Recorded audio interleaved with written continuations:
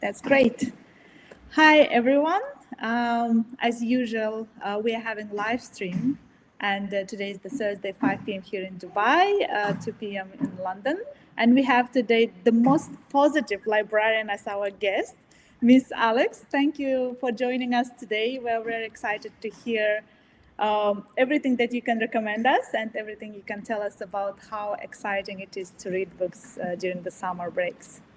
Oh, thank you so much for having me. I'm really looking forward to our conversation today, and anything I can offer to spread a reading for pleasure, I'm happy to do it. So thank you.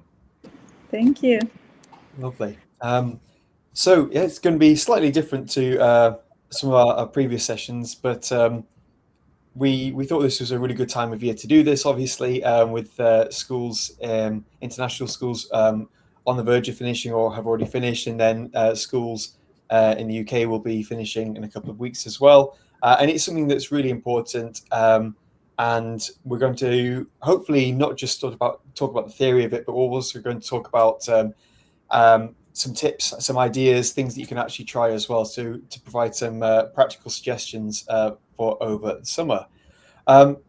Before we can move on to that, though, I just want to talk briefly about why it is so important that we help support the children's learning over the summer. There is something, it's a real phenomenon called summer learning loss. And this is the idea that children regress slightly over the summer. And that's quite normal. That's inevitably going to happen when children have 5-6 weeks away from their normal school routines. It's obviously a very difficult thing to measure, so a lot of these statistics here are just estimates. But the studies have shown that children can lose up to 20% of their progress in reading, and that could be equivalent to almost a month's learning at school. And we see this all the time, particularly schools that are doing standardized tests a few times a year. There's always a bit of a drop-off from the end of the previous academic year to the start of the new academic year.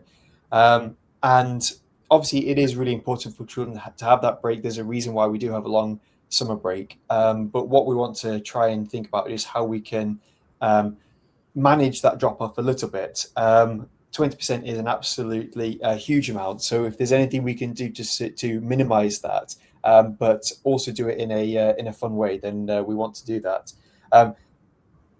Younger children are more at risk. So when we're talking about children who are acquiring language, when they are practicing those decoding skills, when they're actually learning a lot of new vocabulary very quickly, they're obviously going to be more at risk.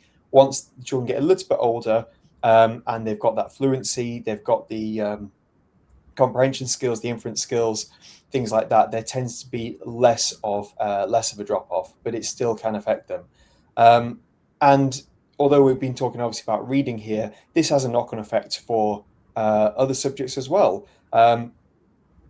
Because the reading is it's a skill that children are using when they're doing maths, particularly problem-solving questions, or in science or humanities, all that general comprehension as well. So although we are focusing on reading today, we're not just reading in the summer for the sake of improving our reading and developing those skills. We're actually helping children academically across the board. Studies have also shown that there are some groups of children who are more likely to be affected than others. Low-income families are affected more. Partly, we'll look at some things later that we can do to help children, and this might sort of explain why low-income families might be more affected. But just as a very basic level, access to books and the ability to buy plenty of books and have those reading opportunities, that is going to have an impact. And then, of course, we might expect children with dyslexia or other reading struggles, they're more at risk as well, because they are having to overcome some challenges to reading, and they're going to suffer more if there is a big break from reading as well. So obviously we're starting slightly negatively, but I think it's important for us to understand what are the risks if we don't do any reading over the summer. If the children just never pick up a book for 6 weeks, what is the impact? And it is quite significant. So we want to see what we can do to avoid that. And so, obviously we're going to hear from Miss Alex today, and all her suggestions as well. But we will also link to this paper, which is from a a professor who's done a lot of research about this, lots of studies, and just a 2-page article, and it's a bit of a dialogue there to explain things about summer learning loss and what effective summer reading looks like. And they break it. The important thing here is that he breaks it down to the ABCs. First of all, we have access to books, but also books that match to the reader's ability levels and interests, and then having an element of comprehension as well. So rather than just saying to a child, here's a book, off you go, that's not going to have as much impact. So I wonder if we can start here a little bit, Miss Alex, this on the B point here, the books that are matched to readers' ability levels and interests. Do you think that we should always be giving children books that are really challenging them, or is it all right for them to have something that's quite easy and that's a bit of fun, or do we need a bit more of a mix? I think anything in moderation is really great. So what I find in our libraries is that we're able to get to know the child, get to know their temperament, get to know their moods, and then match the book based on what it is that they're feeling, where their ability level is. Are they even in the mood to be stretched? Are they in the mood to do something that's a little bit more easy? So we have to really take into account the environment that the child is in, their emotional state of what they're in, so that the entrance to reading becomes easier. And if we have a child that would like to be challenged or is open to challenge, or maybe finds it to be a little bit bored, that's where we take the initiative and take it a step further to stretch their knowledge. But we have reluctant readers, and we have to make sure that we can meet them to where they're at and really get to know them, so that they have the confidence in their reading, so that then they get to a point where they can take the next step forward. So for me, having a little bit of everything works. Yeah, oh, that's lovely. And because I think there might be some parents who see their children reading something and think, oh, that's a bit easy for you. And that can be, I guess that can be quite damaging almost if the child's being sort of criticized for reading something, because sometimes you do just like to go back to books, books that are quite easy because, you're enjoying the reading. Exactly. Yeah. Yeah. And I guess related to that, I want to talk about this at some point, and now seems a good time. There's often a bit of a debate around comics and graphic novels. I love this. Absolutely. I'd love to hear your thoughts on that. Okay, so I can see both sides of the story, right? So you have the kids who are so engaged with the pictures, they're so engaged with the comedy that comes along with the graphic novels, but I can also see how the parents are kind of questioning, like, is this really reading? I think ultimately what graphic novels and comics do is build stamina and build interest. And another thing that we have to keep in mind is it's something that they enjoy. So if we can continue to support the child in the areas where they enjoy, and you build that trust and that bond, then you'll be able to make that small leap from continuing to read graphic novels. But let's try and stretch ourselves, like we were saying before, stretch ourselves and try a chapter book. And then maybe it's a chapter book that has a little bit more pictures and not as many words. And it's almost like a slow build, and you scaffold that. So while in one hand, children gravitate to something that is comfortable and easy and brings them joy, we have to always keep that, because we want them to continue to read for pleasure, but we take the opportunities and introduce books that have a little bit more words and a little bit less pictures, and engage that environment for them, so that we can slowly build into an avid reader who can read through a book. Because I think, generally speaking, a global problem that is in schools today is stamina. So the children need to build their reading stamina. And the way to do that, especially for reluctant readers, is giving them a graphic novel so they can build towards something. And it's not going to happen overnight, and it definitely takes time. And for example, children love Dogman to no end. Let them enjoy reading so that we can continue to build upon that. And it's the school, the librarians, and parents that all can come together and support that child with their journey. So I feel like there's two sides to that coin, and both of them are valid. Yeah, absolutely. I think we'll come back to that point later about the school, the librarian, and the parents all sort of triangulating. And I think you've made some lovely points there. And I think you touched on sort of finishing the book, and I think that's so good for the children's sort of mentality. If they get to the end of something, they can go through graphic novels fairly quickly, but it's still an achievement because some of them are quite long. And then if they are moving on to a book that's maybe got more words and fewer pictures, having that support or the parent there to sort of congratulate them, and that sense of achievement when they finish a book that's maybe a little bit more challenging. I think that's really important. But please go on. I'm sorry.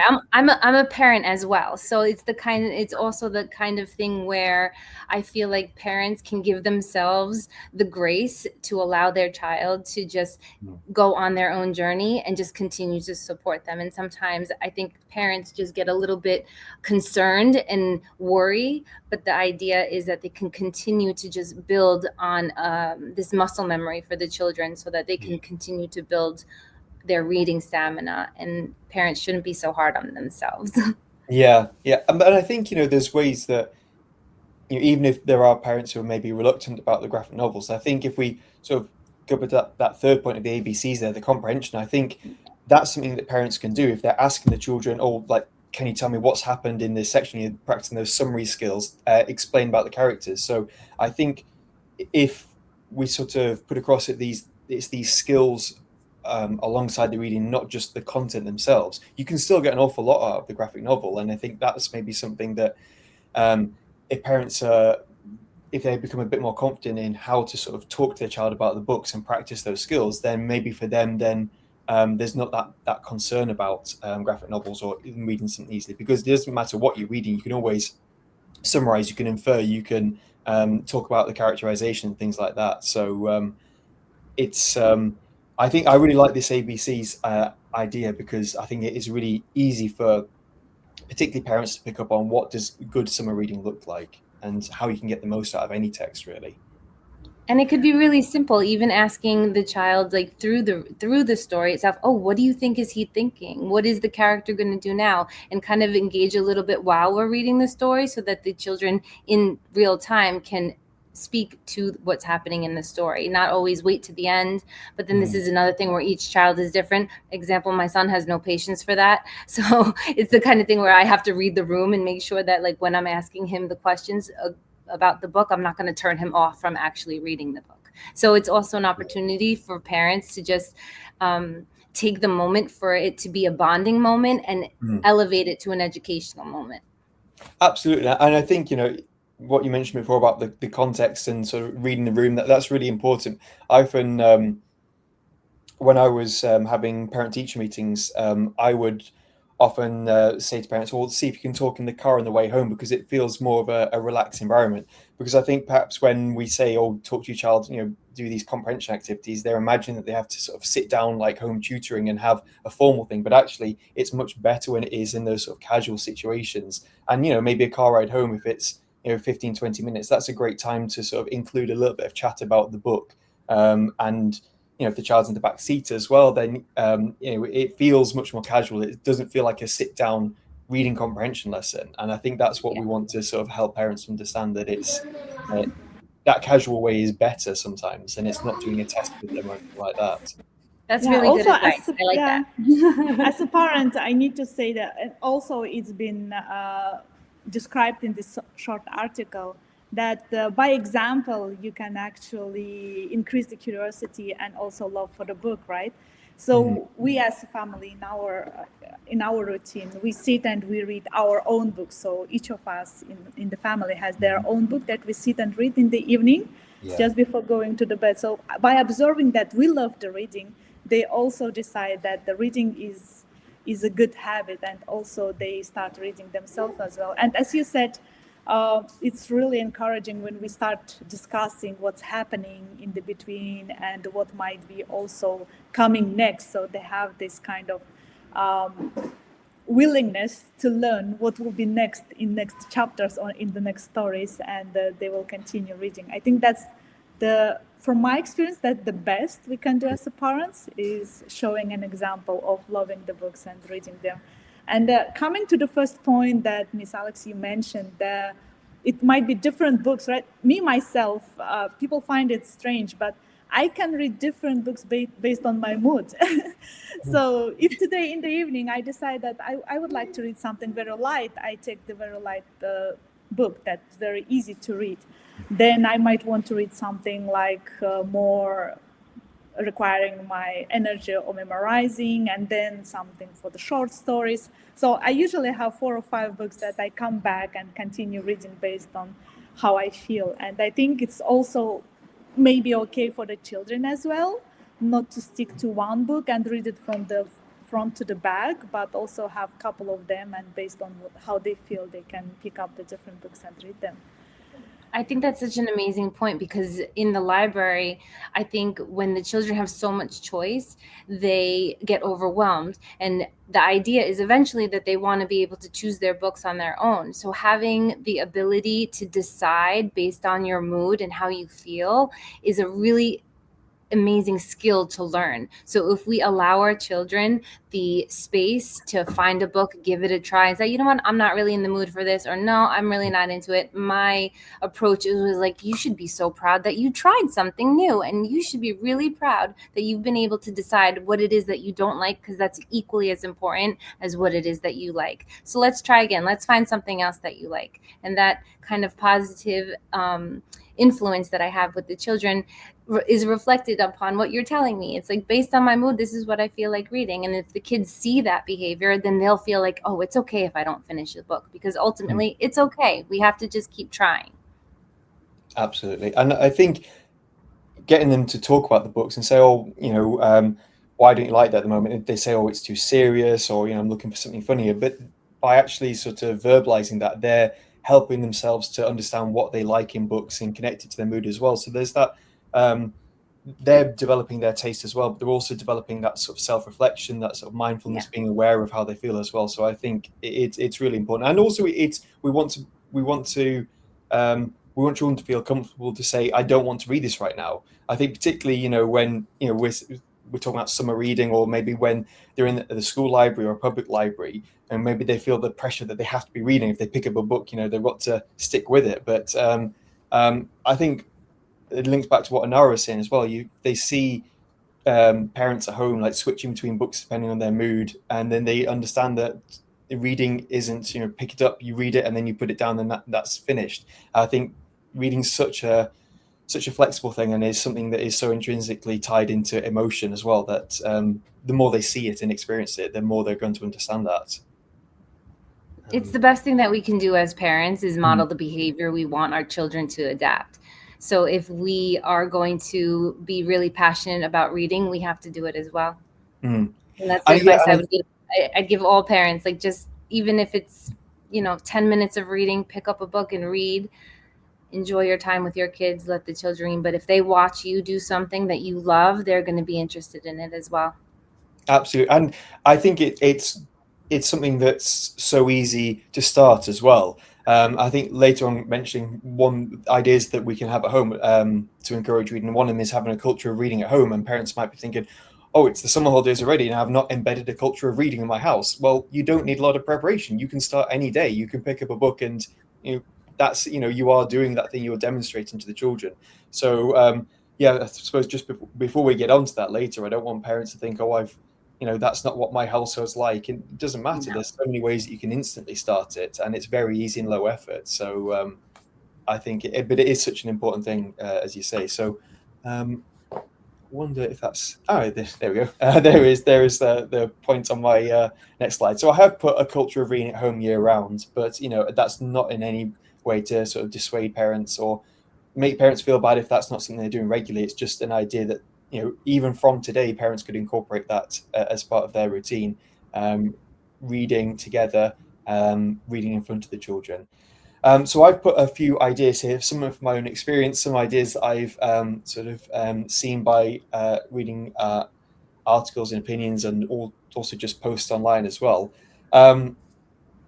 So maybe before we go through this list, are there any your ideas, Ms. Alex, that you've got that you would sort of recommend parents to do over the summer, whether or not it's on this list or not? What's your top tips?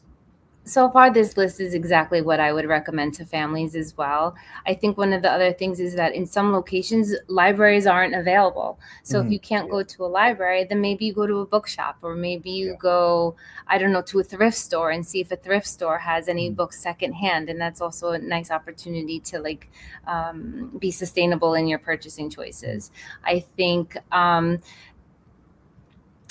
having a moment in the day where you decide like this is going to be our reading time. So I think whether it be breakfast or lunch, snack time, or have like a dedicated time where the kids just have a quiet time to read, or we read together, that's something that can be habitual for the summer, because in the summertime, routines kind of go out the window, but we have an opportunity to build one and make it be like a breakfast and a book kind of thing. So the kids read together, or you even take the time to read for yourself, and it's something that you can role model for the children.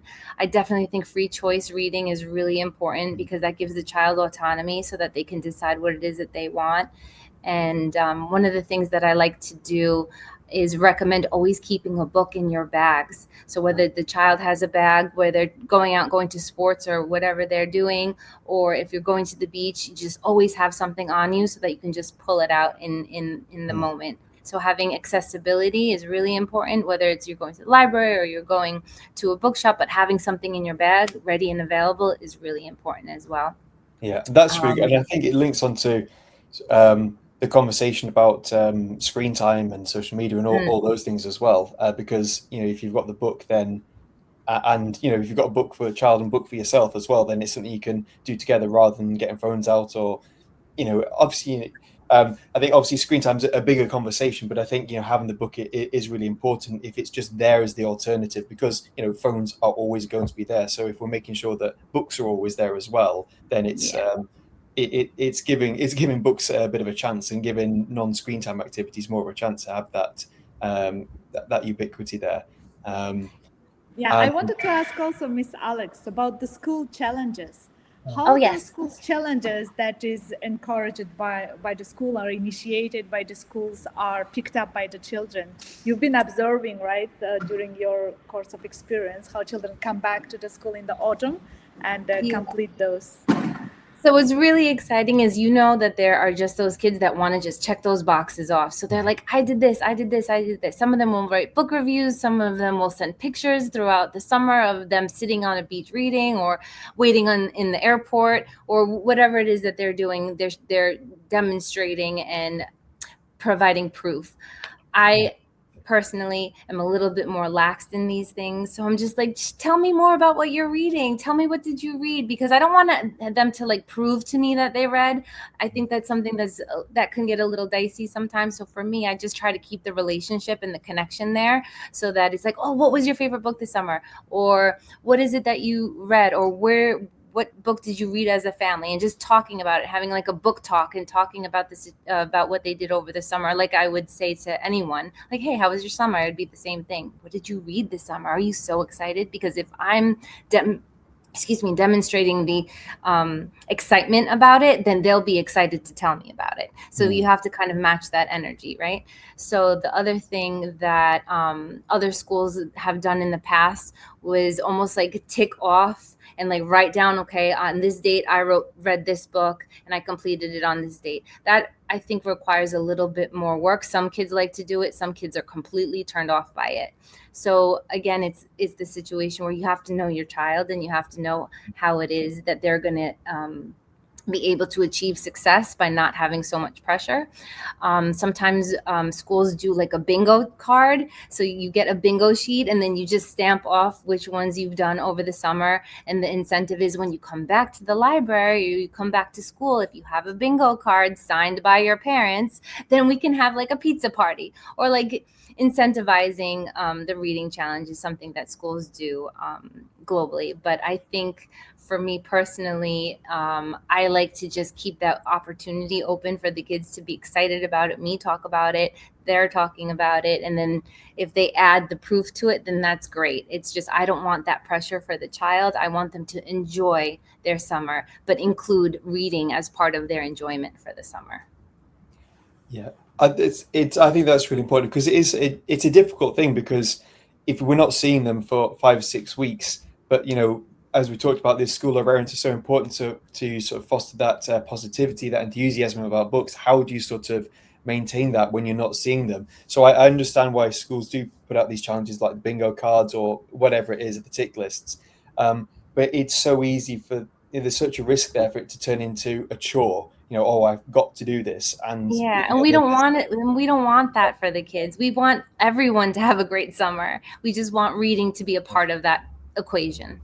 Exactly, and I think having the choice there, because as you say, some children will really enjoy that. I remember pretty much every summer, it was my local library rather than school library. There was a reading challenge, and you had to read a certain number of books and you had to write a full book review, and then you got a little medal or something. So my sister and I, we did that because that's something we enjoyed. So I think it's good that those things are out there, but also they're also very easy to find online. They don't take a lot of time it doesn't take a lot of parent engagement. It's easy to make a little chart or something like that. So I don't think there has to be sort of the pressure from schools to be the one to provide that. If parents obviously want some guidance, then they can obviously talk to the schools before the holiday starts if they want some ideas. But having a mandatory thing where the children have to do something, it really can it can Yeah. it can can go backfire. either way. Yeah, exactly. Yeah. But If I could just add one more thing please about do, yeah. summer opportunity, is that audiobooks count as reading. So if the children are not in the mood to sit there and read, and parents don't want children to be on a screen, take the opportunity to find an audiobook and just have that like quiet downtime so that they can listen to a story, because I think that's equally important. I also think playing board games is so important for reading and comprehension and following instruction and executive function skills. Board games are a personal favorite of mine. And then one more thing I would recommend is finding a cookbook and having children bake or cook or do something, because that also counts in so many different areas as well. So those are just a couple additional things that I would add to ideas to try. Well, they're fantastic. And yeah, I think the audiobooks is nice, particularly, as lots of children will be traveling, and that can be or waiting around, so making sure you've got something, particularly if it's offline as well. I think that's really there's a really good opportunity during travel for audiobooks. Well, obviously not just then, but they're good for car journeys or plane journeys or whatever it is. Yeah, I think so many good things. And I think the cookbooks is really nice, or craft books, because I know when I had a class, the children they'd get out a book about crafts or cooking or something like that. And if you go into the library every week in school, if you got to return the book the next week, well, you've barely had the time to do any crafts or baking. Whereas if you got the summer holidays, that's an ideal book where you can try things out, and you're not just looking through it theoretically, you're putting it into practice. And again, that's a really good opportunity, good activity for children to do. They're bringing in the reading, but they're doing something a little bit different as well. And having, as you say, the routines can be a bit difficult over the summer, but if you say, right, we're going to do some baking just once a week, and we're going to try a different recipe from the book every week, that can help with a bit of structure as well. And it's a nice, easy idea. There we go for the parents. Once a week we could go and do a bit of baking, and if the child's leading that themselves, obviously that's something we promote a lot with Little Project Manager, having the child be in charge of everything and the adults there to support them, but they're not controlling it. So I think that's a really lovely idea. And I think the crafting books are really a survival hack for parents traveling. I find them very useful in the planes, in the train, in those long travels, that just to entertain them and do something, not looking to the screen, but really kind of trying to read and book, kind of cut and the glue and all sorts of the things. And it's just another thing that's so important for them to learn how to do, is like following the instructions, getting creative with it. I'm a proponent of craft books, cookbooks, anything to do with activities. Count me in. Yeah, absolutely. And I suppose there's we were thinking, because Anara and I were speaking before this, that a lot of what we've been doing with Little PM has been focused more on sort of social studies and heritage and things like that. We haven't got too many Little PM activities that are specifically related to reading. Obviously, a lot of them are bringing in reading as a skill. But one of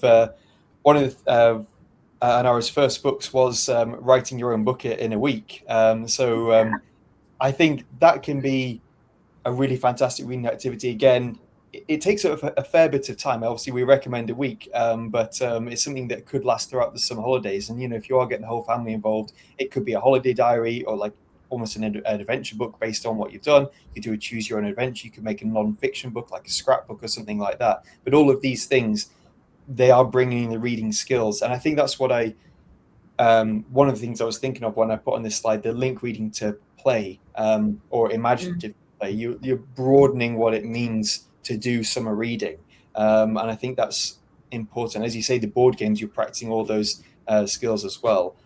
So I think we're taking it one step further when obviously we start off thinking about different types of books like graphic novels and comic books and stuff like that. And maybe for some parents, that's already a step removed from what they consider reading. But I think it's important for everyone to understand that all of these activities on the screen here and everything else we've talked about, they are all under the umbrella of summer reading. It just might look a bit different to what they imagine reading looks like.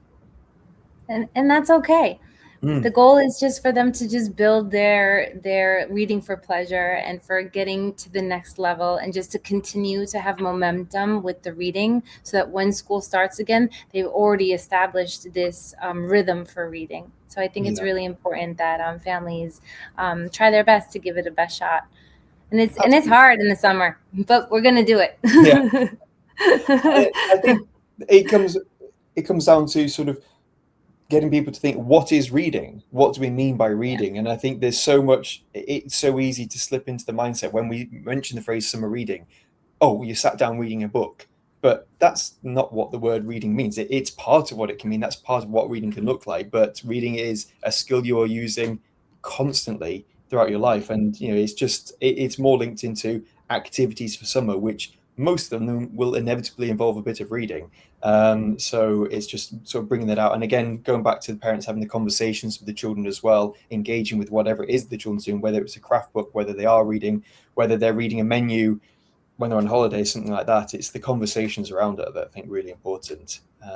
Well, I love that you brought up reading a menu, because one of the things that I find really important is once the child is confident enough to read the menu, then you can introduce the next step of ordering for themselves. So then that's something that is a confidence booster, that not only can they read the menu and decide what it is that they want, then they can then present themselves to the server so that they can order for themselves. So it's another opportunity to scaffold on top of reading, is constantly building the child's confidence in what it is that they do. And reading a menu, ordering food is an excellent skill. I think, and I think it's bringing in some of those skills that maybe you're not practicing so much if you just sit and read a book. Because if you're skimming through the text, if you're looking for, if there's a certain food you like, and then you're looking through the menu across the page quickly for that, you're flicking backwards and forwards. Maybe if you're allergic to something you're looking at, obviously for the older children, they could be engaged in that conversation. Whereas you're not really getting that. If you're just reading a novel from cover to cover, you're not necessarily practicing those skills. So it's menus or maybe tourist information signs, maps, things like that. All those things that you're more likely to encounter when you're on holiday. I think they're plugging the gap of reading skills that you're not getting if you're just reading a book. All reading is part of everyday life. So we just have to make sure that we support the children so that they can enjoy it when they want to sit down and read a book. So everything that they do, and especially as they get older, it's really important that they can identify joy in reading. Yeah, absolutely. And then if you build their confidence, joy follows after. Absolutely. And I think the link to play is really important. I was just about an hour ago, I came across something. It's by Nord Anglia, but particularly the Nord Anglia schools in the Middle East. They've got I'm going to get this wrong actually, it's a new initiative. I think it's called Permission to Play, something about that. But it's talking about, particularly focused on schools in the Middle East, that parents shouldn't worry as much about the academic achievement all the time, that it's really important to building opportunities for play, because children are learning so much through the play. And I mean, that's obviously something I've put on the slides here, imaginative play. And I want to sort of piggyback off that idea, because I know we've talked a lot about parents at the moment, and I don't want parents to feel pressured that they have to be involved every day with their children doing reading activities, because actually if you're just letting children play, then that communication that they're developing there, those the improvisation skills as well, and talking about what they've done, all those are really important for reading as well. Obviously some children are going to really like acting out things from books, taking on the roles of characters, but there's so much in imaginative play that is supporting reading skills, and it is something that children can do by themselves as well. So I hope we're not getting across the idea that the pressure has to be on the parents all the time for children to develop their reading skills in the summer. So I just wanted to bring that in, really, to say that, there's, particularly during the summer holidays, we want them to be doing things that are supporting their learning, but it doesn't mean that has to look like traditional academic work throughout the summer. There's so much that we can bring in through play as well. Kids have to be kids, and they have to just play, and the best way for them to learn and again to feel confident is by being in situations where they are allowed to express themselves, and all of these foundational skills will lead to better results later. So having the freedom to play, having them read a book and then interpreting it into a play, letting them create their own characters, all of it's really important, and ultimately will lead to greater success. Absolutely. I think let them be kids. Yeah, that's so important. But yeah, I think there's a real risk that I think that's what I want to make sure we're emphasizing here, that supporting children's learning throughout the summer doesn't mean making them have a tutor every day of the summer, because they're not good. Just like making mandatory reading exercises from the school, they can backfire, and it's going to sort of affect their attitude towards the learning and attitude towards reading as well. I've put here these are our 10 skills that we have as the foundation of all our Little PM units, and these are skills that we want children to learn from a young age, that we think are going to help them become better learners and ultimately give them more confidence and happiness and success throughout their lives. I think some of these are really closely linked to learning, so I just wanted to reflect very briefly on that. I think one thing we talked about a lot of these already, so I'm not by any means saying we have to go through them one by one, but one thing that we haven't really touched on yet, but I think is really an important part of reading, is number 7 here, the cultural and ethical awareness. And I think that's something that reading can really help with. Is that something you've seen sort of in your practice, Alex? Oh, yes, totally. I think culture and ethical awareness is something that's really important for everyone, children and adults, to live by and to adapt. And one of the things that I feel really passionate about is not only reading for pleasure, but also reading in your mother tongue. Like being in Dubai, we're an international country, right? Everybody's here is majority from somewhere else, and it's really important that we all learn from each other and read about other people's experiences and reflect and share, because one of the things that we see is when children come from other countries and maybe English is not their first language, they want to read, but they feel that they can't because they're not there yet. So we offer books in their mother tongue so that they feel connected to the books and they're excited to read. And then on the flip side, making sure that we have diverse representation in our stories so everyone can learn about cultural and ethical awareness through the art of storytelling. Yeah, and I think it's also an opportunity. Most of the people generally travel, right? So they go to some of the new locations, or they travel to somewhere, and the tour guides, some maps, all of those tools, they also encourage reading and learning about the culture where they're traveling, the history, geography, and all of that. And it's also in a more fun way because you came to the new place. It's interesting to learn where you came, and then interesting to learn to the map, where you're going, all the locations you are visiting, and it's reading as well. Yeah, I think one thing that's actually quite fun to do is, if you're on holiday somewhere, to go into a bookshop and you don't speak the language, like you can still get so much out of it, even if you don't speak the language. And it's exciting for children if they know they've got a favorite book. Can they find the translation of it? There's different artwork on the cover. I think it's such a it's quite a strange experience, but it's such a wonderful experience just to be in a bookshop in a completely different country. Yeah, Yeah, sort of the quest. It should be on everyone's itinerary. If you see a bookshop, stop by. If you see a library, check it out, just so that you can show the excitement about being in a different place. But everybody ultimately loves bookshops and libraries, so it's just again elevating and scaffolding on what you're already trying to do at home. It's like being excited about it and seeing what is available to them in another place. So I'm so glad you said that, because it's one of the things that I practice. So for me, it's very dangerous. Then my suitcase gets more heavy. But it's good because, again, it's another opportunity. Model the behavior, the children will develop the habit. So it's really important to like make these little efforts, and it brings so much joy to everyone. Yeah, and it's just the fact if you're sort of instilling the children that it's exciting to go into a bookshop, particularly when you don't speak the language there. There's still the excitement, the wonder, the exploration. What are we going to find here? Or if you find an antiques bookstore that you're never going to be able to afford anything in there, but it's just nice to see the books and to be around that.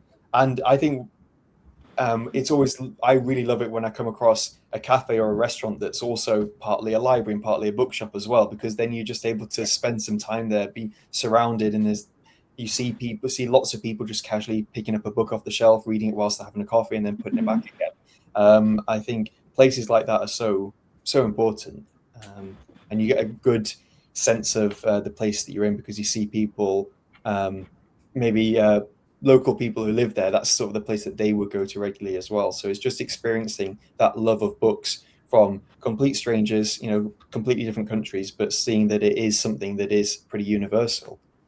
Yeah. What I also love, when I lived in Amsterdam, they would have free libraries on their in their communities. So I don't speak Dutch. My children don't speak Dutch, or they were learning at the time. But every time we would go into the little free library, we'd grab a children's Dutch book so that we can practice our Dutch. And then we would put in a little English book so that the kids would have an English book as well. So it's something, another like cultural element of it is like sharing stories and taking the opportunity to just be joyful about it. And Absolutely. It's one of the things I miss, is like the little free libraries from the neighborhood. Yeah, that's a really good idea. And I think they are, there's such good points, such good areas for, again, that cultural awareness, that sort of the connections between people. I lived in Beijing for a while, and there was a place, and sadly I don't think it's there anymore, and it was a bookshop and a library and a cafe and a restaurant and an events venue all at the same time. And so cool. I met some people there, met some local people there. I became friends with them, and it was through these events that the bookshop come library come cafe put on. They had like a Halloween stories night where it was like almost like an open mic night for people to come and tell stories. But having those places are really important, and obviously, that's not necessarily something you're going to do on holiday with your children, but for the children to be aware that these places are there, that they're important parts of the community, and that they're exciting to visit. It is so important. And I think, Anara, we've talked a lot about going to different places, and we talked about reading your mother tongue and things like that. So these are some suggested books. Now I'll talk about the 10 in the center of the screen in a moment, but Anara, do you want to tell us about this one over to the right there, Little Tulip? Yes, so thank you, Edward. That book I wrote very recently, and it was based on those stories that I've been talking to my children while we've been traveling to different locations and changing our place where we lived. And this is the story of the tulip, and how Tulip was excited, but at the same time had a lot of worry and anxiety over moving to the new location.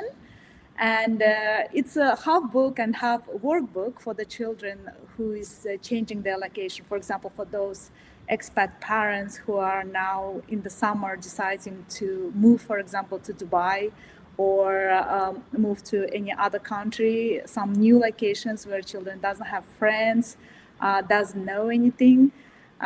It's a good story that encourages them to make friends, to be more open-minded, and also to be more explorative over the new locations where they're moving. So I find this book very, very interesting, and it helped my children while we've been moving from one place to another, and I hope this story will help some other parents as well.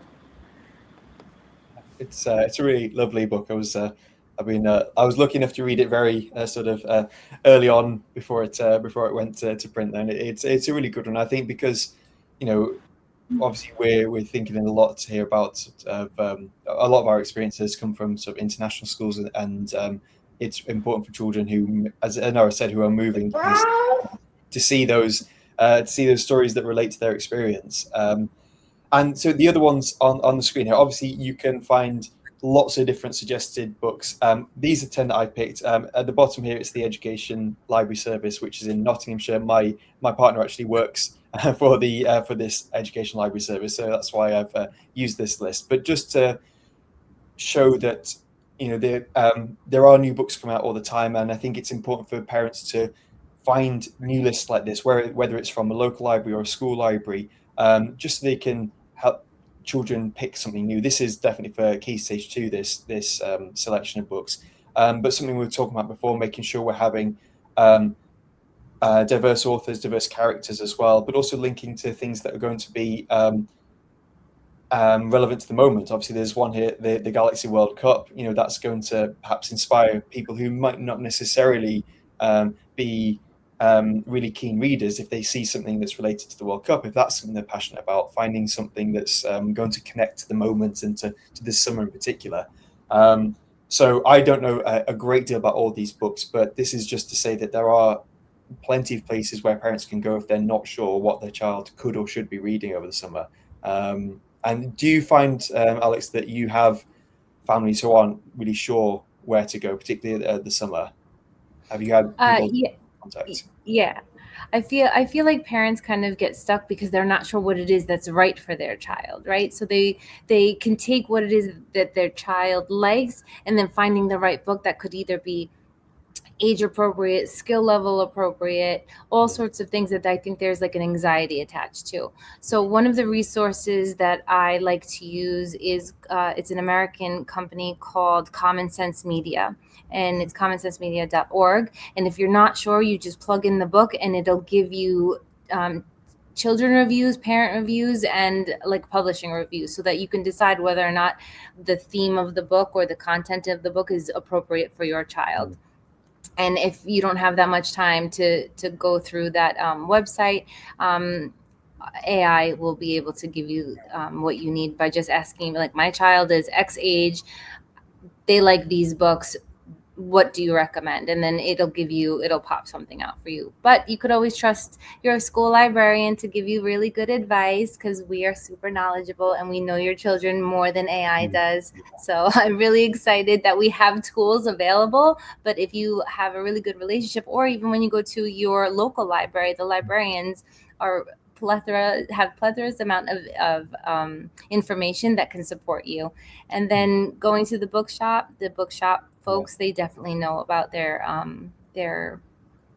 products. So I think it's a little bit of what the child likes, what they're free to choose, and having a gut check to see if it's appropriate for the child.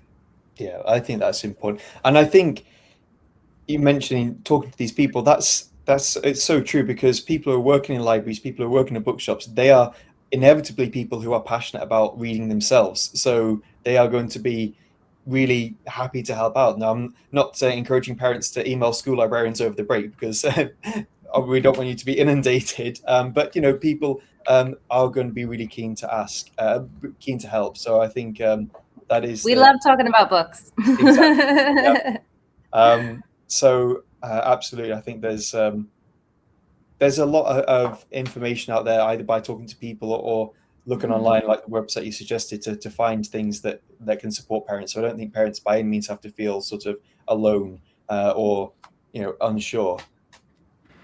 Yeah, we're never alone. We just need help. Now I feel like there was. Oh, that was. I thought we had perhaps one more slide there, but that was what I was going to ask. When we're talking about finding something that's right for your child, are there any ways that parents can understand if a book is too hard or too easy for their child? If they're reading with their child, what sort of are any indicators that maybe this is a little bit challenging for their child? Okay, so when your child is reading a book and you feel like they cannot read the book with fluency, then maybe that book might be a little bit more difficult for them. We don't, again, my whole how do I say it? The way that I approach reading is making sure the child feels comfortable at all times. So we want to make sure that we are very delicate in the way that we talk to our children. And it's okay if they like stumble across the word or they don't know what the words are. It also depends on their age. It also depends on so many things. But if the child is not easily able to flow through a sentence or a page or anything, then maybe we try something else and pivot. We always check in with them. How are you feeling about this? And then they'll generally give you an indication whether it's something that's like, I'm not really liking this, or they automatically push away from it. Maybe we just pivot and try something else. And on the flip side, if you have a child who is breezing through it, you're asking them questions, they're able to answer it. It's like, okay, now we're ready for the next step. And then we find something that maybe the vocabulary is a little bit more rich in the story, or it's a little bit more complex with different characters and different story plots, and how can they follow along. So it's something that you read along with them and see how it goes, and the kids will give you the indicators on whether or not it's something that's either too easy or too difficult. And if you feel like the child is enjoying the book and they're reading, everything is pretty much like staying flat, then let them enjoy the book, and then the next one that comes along, maybe we stretch them a bit. Yeah, that's really that's good advice. And I think sort of going on from that as well, obviously we're talking about reading with children, but it is important to make sure there's opportunities to read out loud as well. Because obviously some children just love to sort of curl up and read a book silently, but reading out loud, having that sort of processing of the punctuation, like bringing in the intonation and emotion, that's really important as well, isn't it? Yeah. And sometimes I also encourage kids to just read to their stuffed animals, read to their favorite plant, read to the baby. The baby needs to hear the story. So you definitely need to read to baby brother or baby sister, so the child models the behavior for their sibling. So it's the opportunity that we can give them. And then in the background, parents can be listening and see how it goes. And you just want to we just have to be, I feel that we need to be very delicate on their emotional comfort with a book. And if we start being a little bit critical, or maybe judging, or maybe sometimes that I do is like tend to overcorrect, we kind of want to push back a little bit and allow the child to just get through it, and then we talk about it after. Yeah, that's important, isn't it? Where if you're reading with a child, if they're stumbling over a couple of words, better just to let them carry on, because if you're interrupting every single time that they're pronouncing something wrong, then it ruins the flow of the book, it ruins their enjoyment of it. And if they're generally getting through the story, it doesn't matter that much that they've made a few mistakes. Obviously, you as you mentioned, you've got to find that balance. If they're tripping up on every other word, then the whole text is too challenging. But generally, if the text level is right, it's okay to mispronounce a word. And you can, that again is something where you can discuss it later, or the parent can remember to try and use that word and sort of model it in their own speech. And interrupting is not helpful. No. No. So sometimes we can't help it as parents. So again, tell parents, give yourself a break. Yeah. We'll just try again later. Don't worry, we got this. We just got to try again later. Yeah, I have a fun question. So Sure. obviously there are some books, and also there are some movies that's been created based on the book stories, right? Oh. What do you think should come first, watching the movie and then reading the book, or reading the book and then watching the movie? Okay, my heart is always read the book first, then watch the movie. But then there are some situations where the kids just have access to their streaming service, and they know that the book that's in the library is on Netflix, and they're going to watch it. Then they come into the library and like, hey, do you know that this was on? And I'm like, oh yeah, what did you think of it? I loved it. I'm like, oh, have you read the book? And they're like, oh, there's a book. So it's the kind of thing where you have to match their energy. So in my heart, read the book first, please. It'll always be, more than likely, it will always be better. But if you want to if you watch the movie first, we're not going to judge you. It's okay. Yeah. As long as we make a connection that there is a book to the story, and when Yeah. you're ready to read the book that matches the movie, you'll have a great time. Okay, thank you. It's I really think it's- funny. I think this week one of the children told me that, Miss Alex, do you know Wild Robot is on Netflix? I'm like, oh, it is. Do you know that I have the book here? You should read it. That's So, fantastic. I think I think it's good for a discussion as well around it. If they've seen the movie and read the book as well, it's such a good talking point. I think also it's good, particularly for the older children, to think, well, why wasn't this bit in the movie? Why did they do this bit differently? And sort of understand the two different media. And could people get so hung up sometimes, say, oh, the scene that I was looking forward to wasn't in the movie, therefore the movie's bad. But to move beyond that, saying actually, what does it mean to sort of make a movie? What does it mean to write a book? How are they different? Why are they different? There's some great conversations that can be had for the older children as well. And it's so great because that's what we want. We want to continue to have these open conversations so that everybody feels happy and comfortable and talk about the things that made them feel like, oh, I didn't understand why that was in the book, but this wasn't in the movie. Just constant communication in that bond between storytelling is really important overall, I think. Yeah, fantastic. Well, thank you so much. It's been really lovely to have you on. And as Anara said at the start, having your positivity around reading is just really fantastic. And hopefully, if there are any parents watching, then they've picked up some amazing tips as well. But also, I think it's just tying into that whole conversation of why reading is so important generally, and that having that culture and the sort of triangulation of home and school and librarians, whether they be school librarians or local librarians. It's really important. If we can surround children with this level of reading from every angle, we're going to have happier children, I think. Yeah, I think so too. And it's such a joy. And I think that we just have to remember that there's so much joy in reading, and it doesn't always have to be so academic. It could just be for yourself and be pleasurable. And it's really important for kids to know that as well. Thank you so much Thanks a lot, me Miss Alex, for joining us today. It was such a pleasure having you. Thank you so much. I really enjoyed it. Have a wonderful summer. Happy reading. You too. Happy reading. Happy reading.